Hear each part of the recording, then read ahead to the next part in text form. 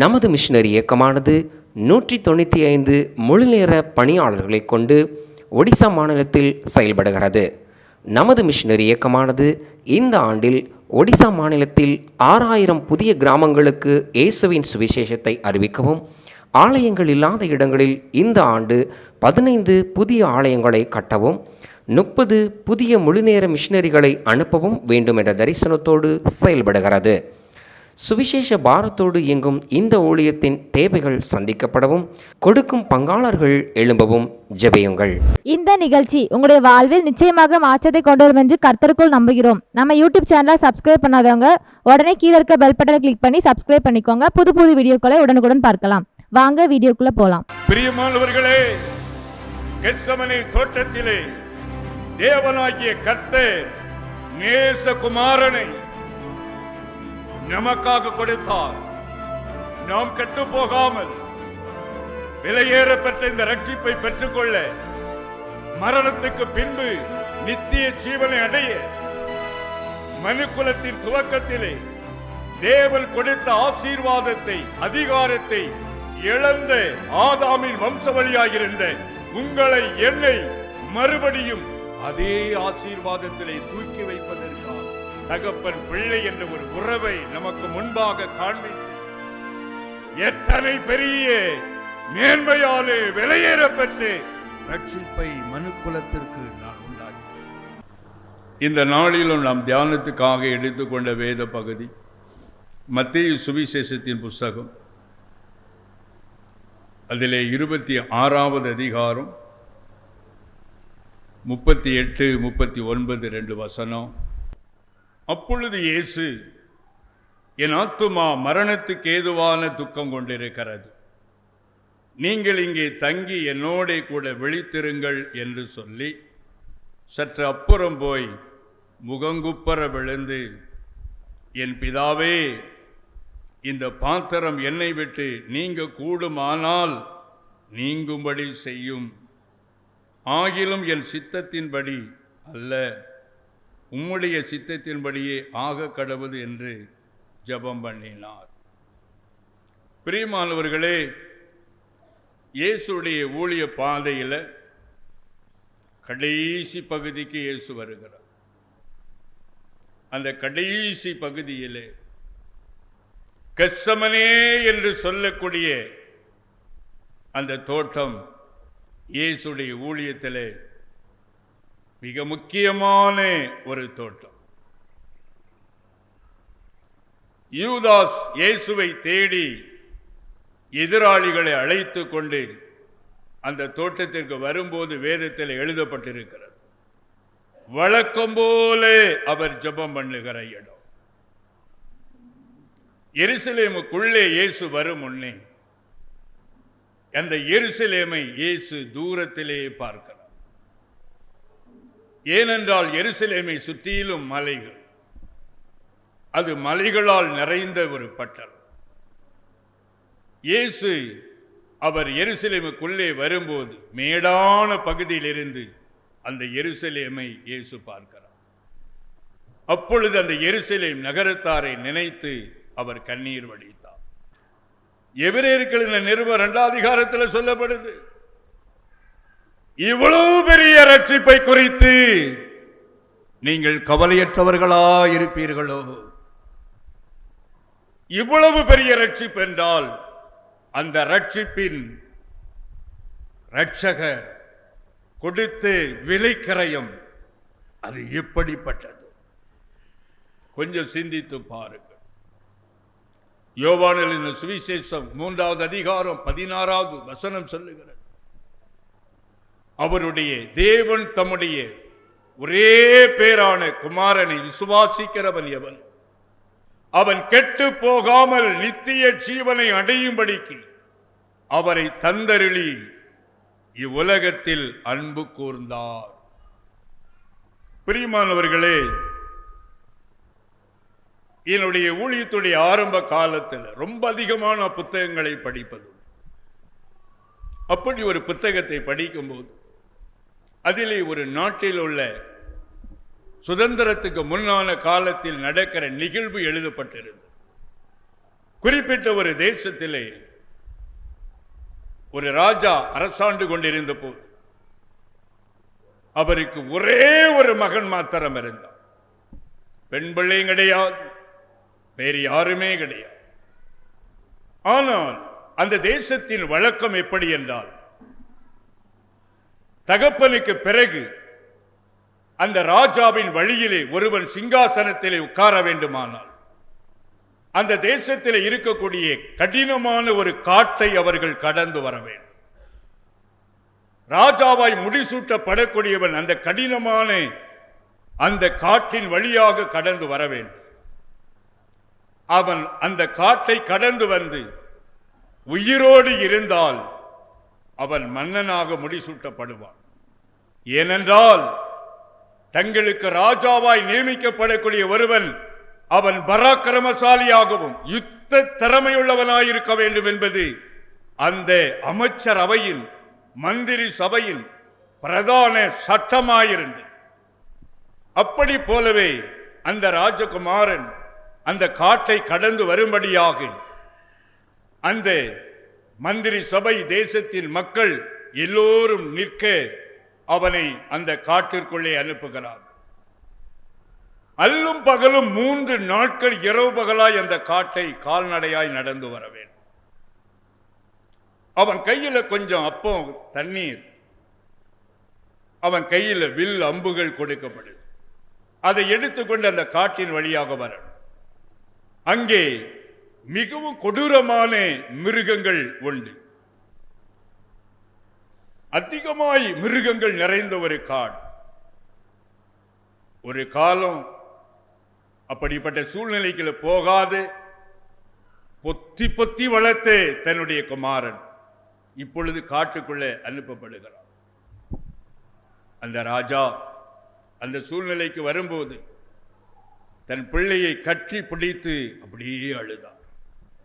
என் பிள்ளை காட்டுக்குள் போய் திரும்பி வருவாளா? அழுது கொண்டு மந்திரிகளை பார்த்து சொன்னார், உங்களுக்கு இஷ்டமானா வேறு யாரையாவது ராஜாவாக மாற்றி வை, என் சந்ததி ஆள வேண்டாம். என் பிள்ளை ஒரு ராஜாவாய் மாறாவிட்டாலும் என் பிள்ளை எனக்கு உயிரோடு வேண்டும். என் கண்கள் மூடும் வரைக்கும் என் பிள்ளையை என் கண்களால் பார்க்க வேண்டும். அதனால் இந்த ராஜ பட்டம் வேண்டாம் என்று ராஜா சொல்ல, அந்த அமைச்சரவையோ ராஜாவை கடிந்து கொண்டு, இது முறையல்ல, இப்படி செய்யக்கூடாது, நீர் வீரன் அல்லவா, உம்முடைய குமாரனை அனுப்ப வேண்டும். ஒரு வழியாக முத்தம் செய்து அழுது குமாரனை அனுப்பிவிட்டார். ராஜகுமாரன்னா வீட்டுக்குள்ளே பொத்தி பொத்தி வளர்க்கப்பட்டவன் இன்றைக்கு வில்லம்பை எடுத்துக்கொண்டு காட்டு வழியா போறான். அவன் பல இரவு 3 இரவு கடந்து போகிறான். கையில் இருந்த அம்புகளை எல்லாம் தனக்கு எதிராக வரக்கூடிய மிருகங்களை எய்து அவன் கடந்து போய்கொண்டே இருக்கிறான். இப்போ காட்டை கடந்து போகணும். கடைசி பகுதிக்கு வந்தாச்சு. கையில் இருப்பது ஒரே ஒரு அம்பு. இனி எதிராக துஷ்ட மிருகங்கள் வந்தால் அவனை பீறி போட்டுவிடும். அந்த ஒரு அம்புதான் பயத்தோடு அவன் வருகிறான். அப்படிப்பட்ட மிருகம் நிறைந்த காட்டுக்குள்ள ஒருவன் இரவில தூங்க முடியுமா? இளைப்பாற முடியுமா? பயத்தோடு அவன் வருகிறான். கடைசியா அந்த காட்டை கடந்து போகிற இடத்திலே ஒரு பால சிங்கம் அவனுக்கு எதிராக கர்ச்சித்துக் கொண்டு வந்தது. அந்த சமயத்திலே தன் கையில் இருந்த ஒரு அம்பை எடுத்து பயத்தோடு அவன் அந்த சிங்கத்தை நோக்கி எய்த போது குறி தவறிற்று. அந்த சிங்கமோ வேகமாய் அவன் மீது பாய்ந்து வருகிறது. ஐயோ என்று அப்படியே கண்களை மூடிக்கொண்டு அப்பா என்று சத்தமிட்டான். கொஞ்ச நேரத்திலே அந்த சிங்கம் அவன் மீது பாயல, மாறாக பயங்கரமான இரைச்சல் சத்தத்திலே அந்த சிங்கம் உரிமை கொண்டிருந்தது. கொஞ்ச நேரம் ஆகிய கண்ண மூடி இருக்கிற அவன் சிங்கத்தால தாக்கப்படல, ஆனால் சிங்கம் உரிமை கொண்டே இருக்குது. மெல்ல கண்ணை திறந்து பார்த்தால் சிங்கத்தினுடைய கண்களின் ஆழத்திற்குள்ளே ஒரு அம்பு எய்திருக்க அந்த சிங்கம் அப்படியே கீழே விழுந்து துடித்து கொண்டிருந்தது. அவன் திரும்பி பார்க்கும்போது அந்த வயதான தகப்பன் தன் மகன் மீது தோள்களிலே கையை போட்டான். அப்படியே கட்டி பிடித்து கொண்டு மகன் தகப்பனோடு இணைந்து அழுதான். அவர்களை சந்திக்க இந்த புறத்தில் வந்து மந்திரிமார்கள், பிரபுக்கள் வந்து நின்று கொண்டிருக்கிறார். 2 பேரும் வந்த போது தேசத்தின் மக்கள், எப்படி இவனுக்கு ராஜாங்கம் கொடுப்பது? நீங்க கொடுங்க, கொடுக்காம போங்க, என் பிள்ளை உயிரோடு வேண்டும். பிரியமானவர்களே, கெத்சமனே தோட்டத்திலே தேவனாகிய கர்த்தர் நேசகுமாரனை நமக்காக கொடுத்தார். நாம் கெட்டு போகாமல் விலையேறப்பட்ட இந்த ரட்சிப்பை பெற்றுக்கொள்ள, மரணத்துக்கு பின்பு நித்திய ஜீவனை அடைய, மனுக்குலத்தின் துவக்கத்திலே தேவன் கொடுத்த ஆசீர்வாதத்தை, அதிகாரத்தை இழந்த ஆதாமின் வம்சவழியாயிருந்த உங்களை, என்னை மறுபடியும் அதே ஆசீர்வாதத்திலே தூக்கி வைப்பதற்காக தேவன் மனிதனாய் வர வேண்டும், குமாரனாய் அவதரிக்க வேண்டும், கொடிய சிலுவையிலே அவர் நொறுக்கப்பட வேண்டும், அணு அணுவாக சித்திரவதை செய்து அவர் மரிக்க வேண்டும். விபத்து என்பது நினையாத நேரத்திலே ஒரு மனிதனுடைய வாழ்க்கையிலே வரும். ஆனால் இயேசு பூமியிலே வந்த போது நான் முழுக வேண்டிய ஒரு ஸ்நானம் இருக்கிறது. நான் முழுக வேண்டிய ஒரு ஸ்நானம். முடிவை நோக்கி இயேசு ஓடிக்கொண்டே இருந்தார். சாதாரணமான வேதனை அல்ல, கொடுமையான வேதனை. அந்த வேதனைக்கு போகும் முன்னே அந்த கெத்சமனே தோட்டத்திலே நம்முடைய இரட்சகர், அவர் மாம்சத்தில் இருந்தபடியினாலே அவர் போராடி ஜெபித்தார். அப்பா, என் தகப்பனே, நான் இந்த பாத வழியா கடந்துதான் போகணுமா? வேறு வழியே இல்லையா? வேறு வழியே இல்லையா? இவ்வளவு பெரிய ரட்சிப்பு, எவ்வளவு பெரிய தேவன் தம்முடைய ஒரே பேரான குமாரனை கொடுத்தார். தகப்பன் பிள்ளைக்குள்ளே ஒரு மிகப்பெரிய உறவு அங்கே நமக்காக வெளிப்படுத்தப்பட்டிருக்கிறது. ஆபிரகாம் கட்டையின் மீது குமாரனை கட்டி வைத்த போது, அவன் கத்தியை எடுத்த போது பரத்திலிருந்து சத்தம் உண்டானது. ஆபிரகாமே, பிள்ளையாண்டான் மேல உன் கைய போடாதே. ஆபிரகாம் எவ்வளவு துடித்திருப்பான் பாருங்க. சாராள் இடத்துல சொல்லிக் கொண்டு ஈசாக்கு அழைத்து கொண்டு வந்திருக்க கூடுமா? சாராளுக்கு தெரியப்படுத்தினால் ஆபிரகாமை பார்த்து சாராள் சொல்லி இருப்பார், புத்தீனமான மனிதனே, உமக்கு பைத்தியம் படித்து விட்டதா? இந்த பிள்ளையை தானே 25 வருடம் காத்திருந்து பெற்றுக்கொண்டோ, இந்த பிள்ளையை தேவன் கேட்டார் என்று கொல்லும்படிக்கு போகிறாயே, ஒரு கொலைகாரா என்று கூட சாராள் ஆபிரகாமை கடிந்து கொண்டு தேவ திட்டத்தை முடக்கி இருக்கக்கூடும்.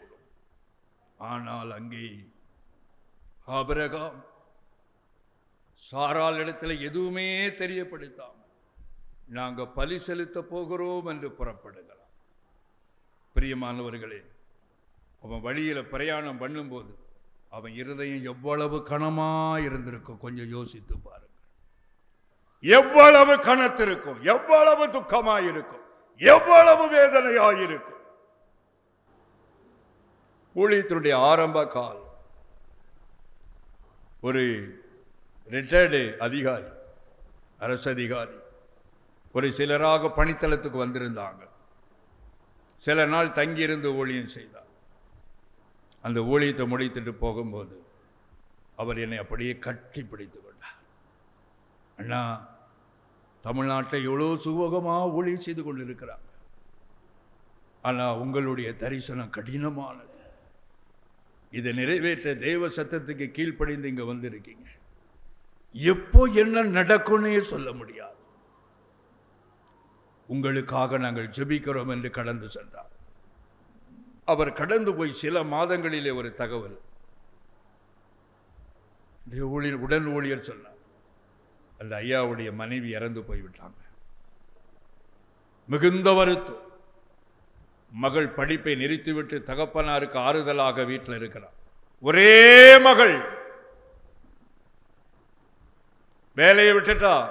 அப்பாவை கூட இருக்கணும், அம்மா பிரிந்து அப்பா தனிமையா இருக்கிறாங்க, கூடவே இருக்கிறா. பக்கத்தில் வேலைக்காக போகிறார். 1 மாதம் வேலைக்காக போய் கொண்டிருந்தார். தினந்தோறும் 2 வீலர்ல தான் போவார். திடீரென்று ஒரு துயர செய்தி. மகள் விபத்துக்குள்ளாகி இரத்த வெள்ளத்திலே மடிந்து போனாள். சத்தத்தை கேட்ட போது அவருடைய இருதயமே துடித்தது. ஓவென்று அந்த இடத்தை நோக்கி ஓடி போனார்.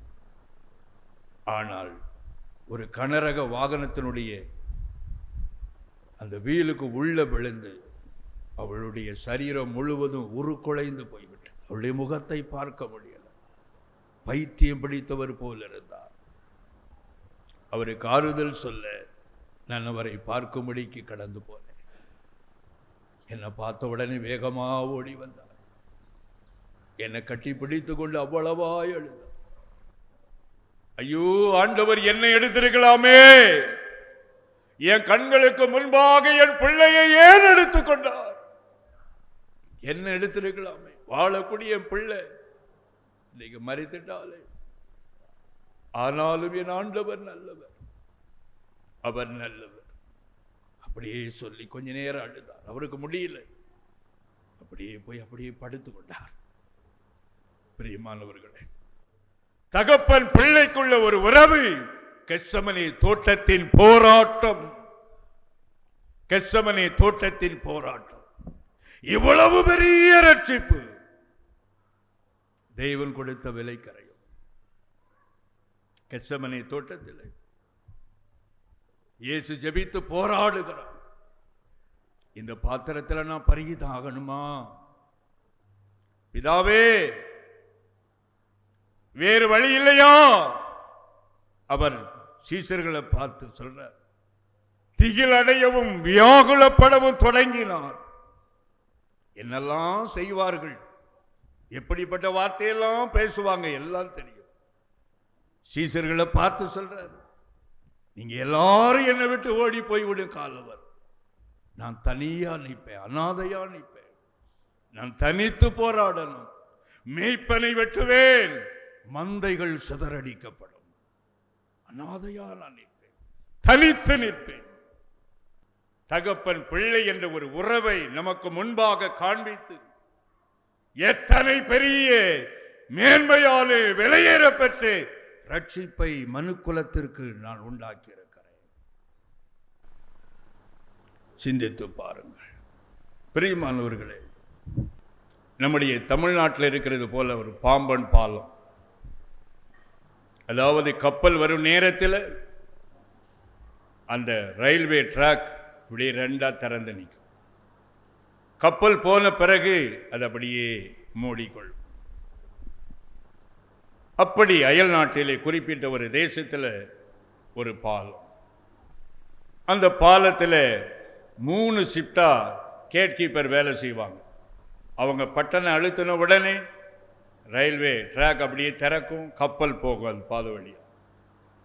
திரும்ப பட்டனை அழுத்தினா மறுபடியும் அது அப்படியே ஒன்றாய் சேர்ந்து கொள்ளும், ட்ரெயின் அந்த பாதை வழியா போகும். அப்படிப்பட்ட ஒரு சூழ்நிலை. அந்த பாலத்திலே வேலை செய்யக்கூடிய நபர் ஒரு நாள் வீட்டில் இருந்து புறப்படுறார். அன்றைக்கு ஸ்கூல் லீவு. அவருடைய ஒரே மகன், அப்பா நானும் உங்க கூட தான் வருவேன், நான் உங்க கூட தான் வருவேன்.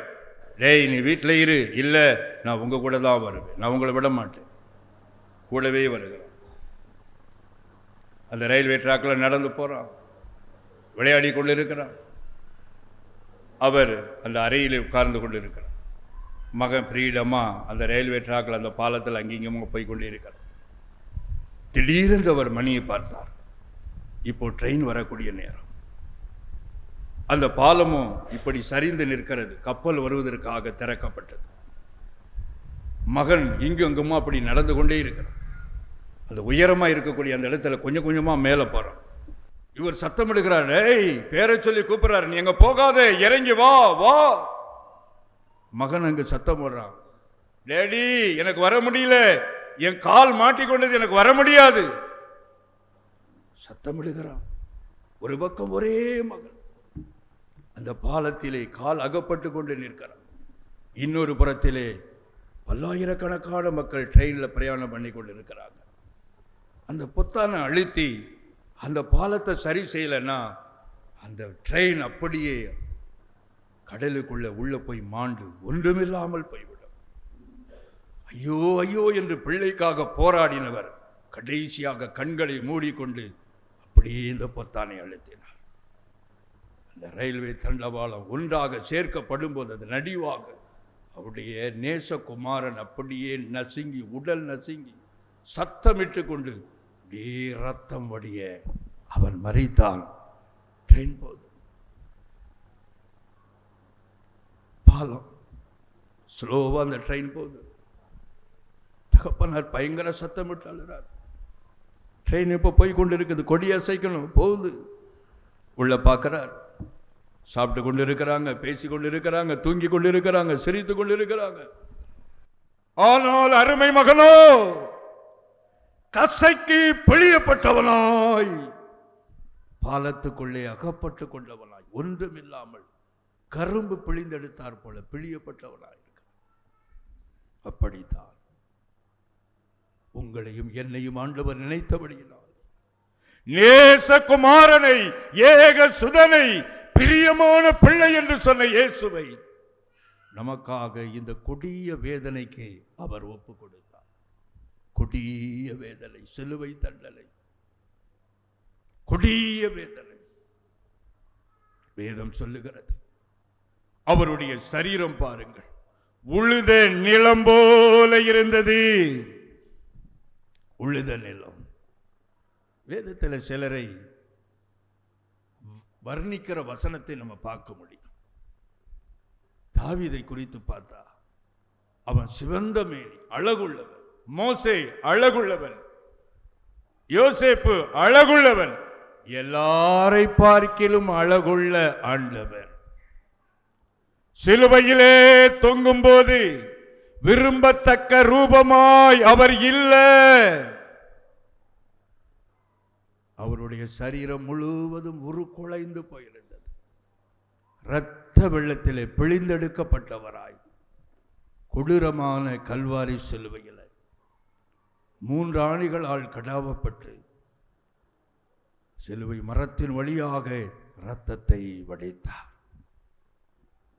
ஒரு மரத்தின் கனியை பறித்து புசித்து பாவம் செய்து தேவன் கொடுத்த ஆசீர்வாதத்தை, சமாதானத்தை, ஆரோக்கியத்தை, மகிமையை, அதிகாரத்தை இழந்த மனுக்குலத்தை மறுபடியும் அதே நிலையில் வைக்கும்படியாக அதே மரத்தை சிலுவை மரமாக்கி அந்த மரத்திலேயே ஆணிகளால் இரட்சகர் அடிக்கப்பட்டு அந்த மரத்தை இரத்தத்தினாலே முழுவதுமாக நனைத்து முழுவதுமாய் இரத்தத்தினாலே தோய்த்தெடுத்து மனுக்குலத்திற்கு ரட்சிப்பை உண்டாக்கினார்.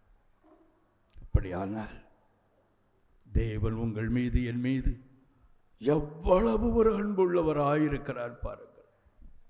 நாம் கெட்டு போக கூடாது என்பதற்காக, நாம் அழிந்து போக கூடாது என்பதற்காக நம் மீது இரக்கம் கொண்ட ஆண்டவர் தம்முடைய குமாரனை நமக்காக கசைக்கு பிழிய, நசுக்கப்பட, நொறுக்கப்பட அவர் ஒப்பு கொடுத்தார்.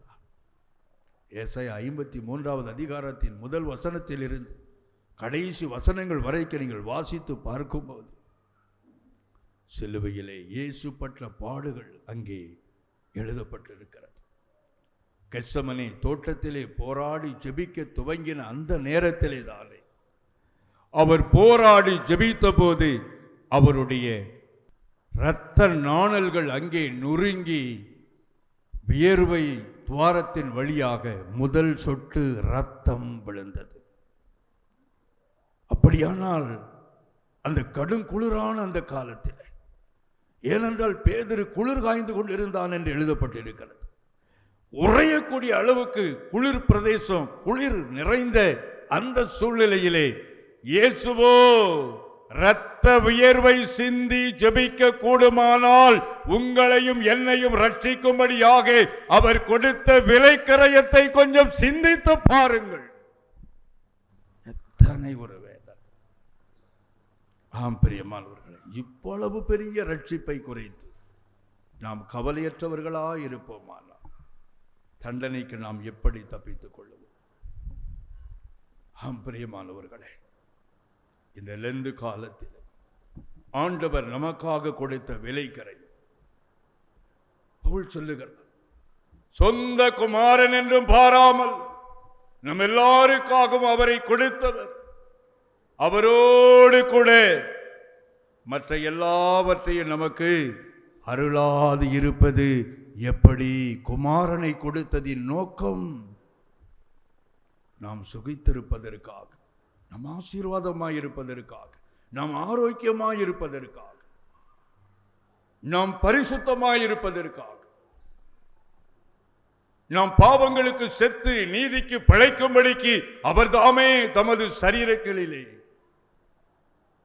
நமது பாவங்களை சுமந்தார். அவருடைய தழும்புகளால் நாம் குணமாக்கப்படுகிறோம். மத்தேயு 8:17 பார்க்கும் பொழுது நம்முடைய நோய்களை எல்லாம் சுமந்தார். கலாத்தியர் 3:13 வாசித்து பார்த்தால், மரத்திலே தூக்கப்பட்ட எவனும் சபிக்கப்பட்டவன் என்று எழுதப்பட்டபடி கிறிஸ்து நமக்காக சாபமாகி நியாயப்பிரமாணத்தின் சாபத்துக்கு எல்லாம் நீங்களாக்கி நம்மை மீட்டு கொண்டார். 2 கொரிந்தியர் 8:9 பார்க்கும் பொழுது அவர் நம்மை ஐஸ்வர்யவானாய் மாற்றும்படிக்கு நமது நிமித்தம் அவர் சிலுவையிலே தரித்திரரானாரே. என் வாழ்க்கையின் துவக்கமும் தரித்திரம்தான், முடிவும் தரித்திரமா? இல்லை. விசுவாசிக்கும் பொழுது சிலுவையின் மேன்மை உங்கள் வாழ்க்கையில் வெளிப்படும். காரணம், மனுக்குலத்தை மறுபடியும் தூக்கி நிறுத்துவதற்காக இரட்சகர் கொடுத்த விலைக்கரையும் அது சொல்லனா விலைக்கரையும். அது இன்னதான் என்று சொல்ல மாளாது, சொல்லி முடியாது. ஆம் பிரியமானவர்களே, ஆண்டவர் உங்களை என்னை நேசித்தபடியினால் தன்னுடைய குமாரனை நமக்காக கொடுத்தவர். அவரோடு கூட எல்லாவற்றையும் சேர்த்து கொடுக்கிறேன் என்று சொல்லுகிறார். சிலுவையிலிருந்து வியாதிகள் முறிக்கும்படியாக வல்லமை ஊற்றப்படுகிறது. ஓ, மந்திரவாதத்தின் கிரியைகள் எல்லாம் இயேசுவின் நாமத்திலே சுட்டெரிக்கப்படுகிறது. அக்னி இறங்கி வருகிறது. சிலுவையிலிருந்து இரத்தத்தின் வல்லமை இறங்குகிறது. சாத்தானின் தலையை சிலுவையிலே நசுக்கின ஆண்டவர், ஜெயமெடுத்த ஆண்டவர் உன்னை விடுவிக்க இப்பொழுது வல்லமையா இறங்குகிறார். மாந்திரிகத்தின் வல்லமை இயேசுவின் நாமத்திலே முறிக்கப்படுவதாக. சாத்தானுடைய கிரியைகள் இயேசுவின் நாமத்திலே இப்பொழுதே இப்பொழுதே இப்பொழுதே இப்பொழுதே அழிக்கப்படுவதாக, அழிக்கப்படுவதாக, அழிக்கப்படுவதாக. சாபத்தின் தண்டனையை இயேசு ஏற்றுக்கொண்டபடியினாலே இப்பொழுதே சாபத்திலிருந்து விடுதலை. எத்தனை பேர் விசுவாசிக்கிறீங்க? எத்தனை பேர்? எத்தனை பேர்? எத்தனை பேர்? ஆமென். என் சாபத்தை இயேசு பரிகரித்தார். என் பிள்ளைகள் மீது அது தொடராது. நான் சந்தித்த வேதனை என் பிள்ளையை தொடரவே தொடராது. என் பிள்ளைகள் ஆசீர்வதிக்கப்பட்டவர்கள். என் பிள்ளைகளுக்காக, எனக்காக என் இயேசு சிலுவையை பரிகரித்திருக்கிறார். 1998 ஆரம்பிக்கப்பட்ட நமது கல்வாரி சுவிசேஷ மிஷனரி இயக்கமானது ஒடிசா மாநிலத்தை தலைமையிடமாக கொண்டு ஒடிசா மாநிலத்தில் 6 மாவட்டங்களில் 176 மிஷனரிகளை கொண்டு 13 இன மக்கள் மத்தியில் ஒவ்வொரு மாதமும் 500 புதிய கிராமங்களை சந்திக்க வேண்டும் என்ற மேலான தரிசனத்தோடு சுவிசேஷ பணியினை செய்து வருகிறது. தேவனுடைய ஆலயங்கள் இல்லாத இடங்களில் தேவனுடைய வார்த்தை அறிவித்து நமது ஊழியத்தின் மூலம் ஆலயங்கள் கட்டப்பட்டு வருகிறது. ஒடிசாவில் வாலிபர் முகாம், சிறுவர் முகாம், விடுதலை முகாம் மூலமாக எண்ணற்ற மக்களுக்கு தேவனுடைய வார்த்தையானது அறிவிக்கப்பட்டு வருகிறது. அறியப்படாத இடங்களில் தேவனுடைய வார்த்தையை அறிவிக்கும் நமது மிஷனரி ஊழியத்தில் இன்னும் அதிகமான மிஷனரி பணியாளர்கள் எழும்பப்படவும், ஒடிசா மொழியில் தேவனுடைய பரிசுத்த வேதாகமத்தை கொடுக்கும் நன்கொடையாளர்கள் எழும்பவும் ஜெபித்துக் கொள்ளுங்கள்.